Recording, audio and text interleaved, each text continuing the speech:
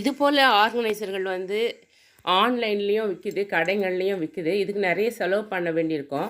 அதுக்கு பதிலாக நம்ம ஷாப்பிங் போகும்போது எதாவது பையை எடுத்துகிட்டு போகல அப்படின்னும்போது இந்த மாதிரி பேக்கில் அவங்க கொடுக்குறாங்க. இதுக்குன்னு ஒரு சிறிய தொகையை அவங்க வசூல் பண்ணுவாங்க. இந்த பேக்கையும் நம்ம வந்து அதே போல் ஆர்கனைசராக மாற்றிடலாம். இதுவும் கடையில் வாங்கின ஆர்கனைசர் மாதிரியே இருக்கும். அதுக்கு இது சரிபாகமாக உள்பக்கமாக இதை நாம் மடிச்சுக்கணும். மடிச்சுக்கிட்டு இந்த மூலையில் அப்படியே நல்லா படியை வச்சு ஸ்டேப்லர் போட்டுடலாம். இல்லைனா இதே மாதிரி கலர் நூலில் அசிங்கமாக தெரியாத அளவுக்கு பக்குவமாக தையல் போட்டு எடுத்துக்கலாம். இந்த கைப்படியை ரெண்டுத்தையுமே கட் பண்ணி எடுத்துடணும்.